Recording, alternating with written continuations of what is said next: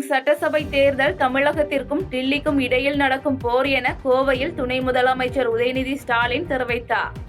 கோவை மாவட்டம் கனியூரில் நடைபெற்ற மேற்கு மண்டல திமுக இளைஞரணி நிர்வாகிகள் சந்திப்பு கூட்டத்தில் துணை முதலமைச்சரும் இளைஞரணி செயலாளருமான உதயநிதி ஸ்டாலின் கலந்து கொண்டார். அப்போது 5 லட்சம் நிர்வாகிகள் 50 லட்சம் உறுப்பினர்கள் கொண்ட திமுக இளைஞரணி ராணுவம் போல் பணியாற்றுவதாக பெருமை பேசிய அவர், நீர்நிலைகளை தூர்வாரியது, கொரோனா காலகட்டத்தில் மக்களை காக்க ஹெல்ப்லைன், நீட்டுக்கு எதிராக போராட்டம் என திமுக இளைஞர் அணியினரின் பணிகள் குறித்து எடுத்துரைத்தார். மேலும் பாஜகவுக்கு எதிராக ஸ்டாலின் தலைமையில் போர் நடத்த வேண்டும் என நாட்டில் பல தலைவர்கள் பேச துவங்கியுள்ளதாக தெரிவித்த அவர், வரும் சட்டசபை தேர்தல் தமிழகம் டில்லி இடையேயான போர் என்றும் அதில் தமிழகம் நிச்சயம் வெல்லும் என்றும் தெரிவித்தார். தொடர்ந்து அதிமுகவை பழனிசாமி பாஜகவுக்கு விற்றுவிட்டதாக விமர்சித்த அவர், இளைஞரணிக்கு அதிக வாய்ப்பு கொடுக்க முதலமைச்சரிடம் பேசியுள்ளதாக தெரிவித்தார். சட்டமன்ற தேர்தலுக்கு இன்னும் வெறும் 50 நாட்கள் தான் இருக்கு. இந்த 50 நாட்களுக்கு நீங்க கொடுக்க போற உங்களுடைய உழைப்பு அடுத்த 5 வருஷத்துக்கு தமிழ்நாட்டை காப்பாற்ற போகுதுங்கிறத மனசுல வச்சுக்கிட்டு உங்களுடைய பணிகளை செய்யுங்க. இந்த தேர்தல் தமிழ்நாட்டுக்கும் டெல்லிக்கும் இடையே நடக்கின்ற ஒரு ஜனநாயக போர். இந்த போர்ல தமிழ்நாடு நிச்சயம் ஜெயிச்சு காட்டும். டெல்லிக்கு என்னைக்குமே அவுட் ஆஃப் கண்ட்ரோல் தமிழ்நாடு அப்படிங்கறத தமிழ்நாட்டு இளைஞர்கள் ப்ரூவ் பண்ணி காட்ட வேண்டிய நேரம். அதுக்கு இளைஞரணி நிர்வாகிகள் உங்களுடைய உழைப்பு மிக மிக முக்கியமானதாக இருக்கணும். நான் அடிக்கடி சொல்றது உண்டு, இளைஞரணியில சரியாக உழைச்சிங்கன்னா உங்களுக்கான அங்கீகாரத்தை நம்முடைய தலைவர் அவர்கள் நிச்சயம் சரியான நேரத்துல கொடுப்பார். இந்த தேர்தலில் இளைஞர்களுக்கு அதிகமான வாய்ப்பை ஏற்படுத்தி கொடுக்கணும்னு தலைவர்கிட்ட என்னுடைய வேண்டுகோளை பல முறை வச்சிருக்கேன். நிச்சயம் தலைவர் அவர்கள் கொடுப்பார் என்ற நம்பிக்கை எனக்கு இருக்கின்றது. அதனால உற்சாகமா வேலை செய்யுங்க.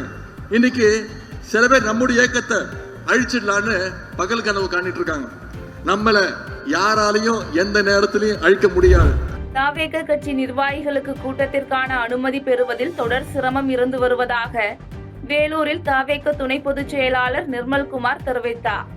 வேலூரில் தாவேக துணை பொதுச் செயலாளர் நிர்மல்குமார் செய்தியாளர்களை சந்தித்தார். அப்போது வேலூரில் நடைபெறும் தாவேக நிர்வாகிகள் சந்திப்பு கூட்டத்திற்கு சில நிமிடங்களுக்கு முன்புதான் அனுமதி கிடைத்தது என தெரிவித்த அவர், விஜயின் நிகழ்ச்சிக்கு காவல்துறை சார்பில் அனுமதி கடிதம் வழங்கப்பட்டு விட்டது என்றும் அதில் என்னென்ன அறிவுறுத்தல்கள் வழங்கப்பட்டிருக்கிறது என்பது குறித்து இனி பார்த்தால்தான் தெரியும் என்றும் தெரிவித்தார்.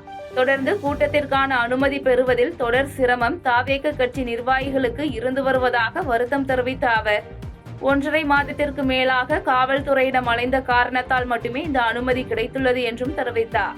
நீங்க கடைசி நேரம் வரை அனுமதிக்காக இந்த எனக்கு தெரிஞ்ச எங்களுடைய மாவட்ட செயலாளர் எல்லாரும் 1.5 மாசத்துக்கு மேல போராடிட்டு இருக்காங்க. அதாவது இந்த இடத்துல இடம் பார்க்கறதுக்கும் இந்த இடத்தை தேர்வு செய்யறதுக்கும் இது மாதிரி பல இடங்களை தேர்வு செய்யறது 1.5 மாசத்துக்கு மேல போராடிட்டு இருக்காங்க. போராடி இப்பதான் ஒரு அனுமதி கடிதம் சில நிமிடங்கள் முன்னாடி, அப்ப நாளைக்கு இருக்குன்னா இன்னொரு 20 மணி நேரம் தான் இருக்கு ப்ரோக்ராம். இப்பதான் அனுமதி கடிதம் கிடைச்சிருக்கு. இப்போ அந்த கடிதத்தை பார்த்து விட்டு அதுல என்னென்ன இருக்கோ சொல்லி அதுக்கு தகுந்தவாறு அறிவிப்பு இருக்கும். கண்டிப்பாக பொதுமக்கள் அனைவரும் அனுமதிக்கப்பட்டவர்கள் மட்டுமே வர வேண்டும். உங்களுடைய பாதுகாப்பு கருதி தான் முற்றிலும் உங்களுக்கு எல்லாமே லைவ்ல வருது. கண்டிப்பாக தலைவருடைய பிரச்சாரம் தமிழகம் முழுவதும் சிறப்பாக நடைபெற வேண்டும். இந்த 2026 ஆட்சிக்கான மாற்றமாக இருக்க வேண்டும். முற்றிலும் உங்களுடைய பாதுகாப்பு மட்டுமே கருதி எங்களுடைய தலைவருடைய வேண்டுகோளுக்கு இணங்க அனைவரும் அனுமதிக்கப்பட்டவர்கள் மட்டும் வர வேண்டும் என்று மறுபடியும் கேட்டுக்கொள்கிறேன். திருவள்ளூர் மாவட்டம் மாதவரம், பொன்னேரி தொகுதிகளில் அதிமுக பொதுச் செயலாளர் எடப்பாடி பழனிசாமி பிரச்சாரம் மேற்கொண்டார். திருவள்ளூர் மாவட்டம் மாதவரம், பொன்னேரி சட்டமன்ற தொகுதிகளில் அதிமுக பொதுச் செயலாளர் எடப்பாடி பழனிசாமி பிரச்சாரம் மேற்கொண்டு மக்கள் மத்தியில் பேசினார். அப்போது வாக்குறுதிகளை மறந்த துரோகி ஸ்டாலின் தான் என்றும் திமுக ஆட்சி போவது உறுதி என்றும் பேசிய அவர், திமுகவினர் எந்தெந்த துறையில் எவ்வளவு கொள்ளையடிக்க முடியுமோ அவ்வளவு கொள்ளை அடித்து விட்டதாக குற்றம் சாட்டினார். தொடர்ந்து அதிமுகவின் அழுத்தம் காரணமாக பெண்களுக்கு மாதம் 1000 ரூபாய் கிடைத்ததாக தெரிவித்த அவர், பாஜகவுக்கு தன்னை முரட்டு அடிமை என்ற உதயநிதியின் கருத்துக்கு பாஜகவுடன் முன்பு கூட்டணி அமைத்த கருணாநிதியை முரட்டு அடிமை என சொல்வீர்களா என கேள்வி எழுப்பினார். அதோட இன்னைக்கு கொடுக்கப்பட்ட வாக்குறுதி எதுவுமே நிறைவேற்றல. எல்லாம் போராட்டம் ஆரம்பிச்சுட்டாங்க. விவசாயிகள் ஒரு பக்கம் போராட்டம், செவிலியர் ஒரு பக்கம் போராட்டம், தூய்மை பணியாளர் ஒரு பக்கம் போராட்டம், சத்துணவு அமைப்பாளர் ஒரு பக்கம் போராட்டம். தமிழகம் ஒரு போராட்ட களமாக இன்றைக்கு மாறிவிட்டது. கொடுக்கப்பட்ட வாக்குறுதியை நம்பி மக்கள் வாக்களிச்சாங்க, ஆட்சிக்கு வந்தாங்க. ஆனால் அதை நிறைவேற்றாத காரணத்தினால 5 ஆண்டு நிறைவு பெறுகின்ற இந்த சூழ்நிலையில எங்களுக்கு கொடுக்கப்பட்ட வாக்குறுதியை நிறைவேற்றுங்கள் என்று வீதிக்கு வந்து போராடுகின்ற சூழ்நிலை இந்த ஆட்சியிலே பார்க்கப்படுகிறது. மக்களை ஏமாற்றுகின்ற ஆட்சிக்கு ஒரு முடிவு கட்டுகின்ற தேர்தல் வருகின்ற சட்டமன்ற பொதுத் தேர்தல் என்பதை இந்த நேரத்தில் நீங்கள் சிந்திக்க வேண்டும். ராமதாஸ் தரப்பு பாமகவை திமுக கூட்டணியில் இணைப்பதற்கு விசிக முட்டுக்கட்டையாக இல்லை என திருவள்ளூரில் விசிக தலைவர் திருமாவளவன் தெரிவித்தார்.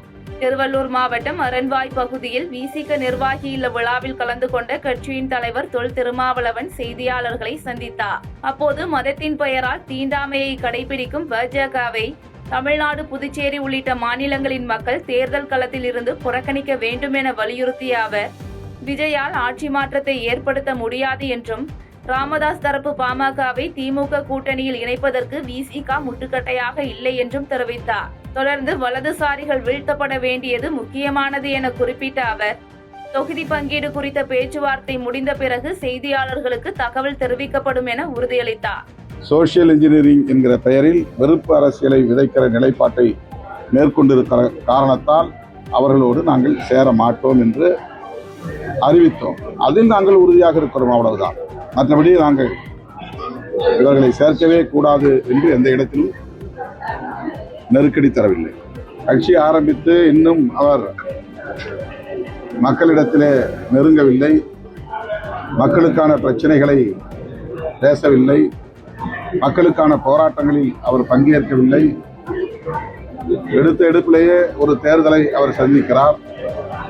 இந்த தேர்தலில் அவர் எத்தகைய ஆதரவை தரப்போகிறார் என்பதை நாம் பொறுத்திருந்து பார்ப்போம்.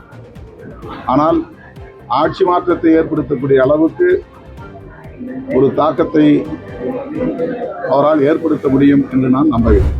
பிரதமர் குறித்து பேசுவதற்கு உதயநிதி ஸ்டாலினுக்கு எந்த உரிமையும் கிடையாது என பாஜக மூத்த தலைவர் தமிழிசை சவுந்தரராஜன் பேட்டியளித்துள்ளார். சென்னை கிண்டியில் நடைபெற்ற தனியார் மருத்துவமனை நிகழ்ச்சியில் கலந்து கொண்ட பாஜக மூத்த தலைவர் தமிழிசை சவுந்தரராஜன் செய்தியாளர்களை சந்தித்தார். அப்போது கொரோனா காலகட்டத்தில் பிரதமர் மோடியால் செயல்படுத்தப்பட்ட நன்மைகள் குறித்து எடுத்துரைத்த அவர், பிரதமர் குறித்து பேசுவதற்கு உதயநிதி ஸ்டாலினுக்கு எந்த உரிமையும் கிடையாது என்று பிரதமர் குறித்த உதயநிதி ஸ்டாலின் விமர்சனத்திற்கு கண்டனம் தெரிவித்தார். தொடர்ந்து விஜயகாந்த் இருந்திருந்தால் திமுக தேமுதிக கூட்டணியை பார்த்து கண்ணீர் வடித்து இருப்பார் என பேசிய அவர், திமுக ஆட்சியில் 10 அமைச்சர்கள் மீது ஊழல் குற்றச்சாட்டு இருக்கிறது என்றும், ஜனநாயகன் திரைப்படம் வெளியே வராமல் இருப்பதற்கு மத்திய அரசு காரணம் இல்லை என்றும் தெரிவித்தார். அதனால உதயநிதிக்கு முதல்ல மோடி அவர்களை பற்றி, அவரின் உயரத்தை பற்றி பேசுவதற்கு எந்த தார்மீக உரிமையும் இல்லை. தானாக ஒரு டீக்கடையில் இருந்து அரசியலுக்குள்ள வந்து உயர்ந்து பிரதமராயிருக்கிறார். நீங்க கலைஞரின் பேரன் என்பதற்காக, முதல்வரின் மகன் என்பதற்காக நீங்க உதயநிதி இவங்களோட பகையனோ இல்லைன்னா எங்க இருப்பாரு? கடைசி பெஞ்சில் உட்கார்ந்து இருக்க வேண்டிய அவரு இன்னைக்கு பிரதமரை பத்தி பேசுகிறாரா? இது வன்மையாக கண்டிக்கத்தக்கது. பிரதமர் அவர்கள் கரோனா நேரத்தில் எப்படி பணியாற்றினார்கள் என்பதை நீங்க இந்த கேள்வி கேட்கறதுனால நான் இந்த கூட்டத்திலே சொன்னேன். அதனால அவரால் தான் பல பேர் இன்று நாம் ஆரோக்கியமாக கரோனாவை தாண்டி இருக்கிறோம் என்பதற்கு எழுது. செய்திகளை உடனுக்குடன் தெரிந்து கொள்ள கீழ்கண்ட கேபிள் மற்றும் டிடிஎச் நெட்வொர்க்குகளில் எம்நாடு செய்தி தொலைக்காட்சியை காணுங்கள். பாதகம் செய்பவரை கண்டால் நாம் பயம் கொள்ளலாகாது பாப்பா. மோதி மிதித்து விடு பாப்பா, அவர் முகத்தில் உமிழ்ந்து விடு பாப்பா. அண்மை செய்திகளை உடனுக்குடன் தெரிந்து கொள்ள இணைந்திருங்கள் எம்நாடு தொலைக்காட்சியுடன்.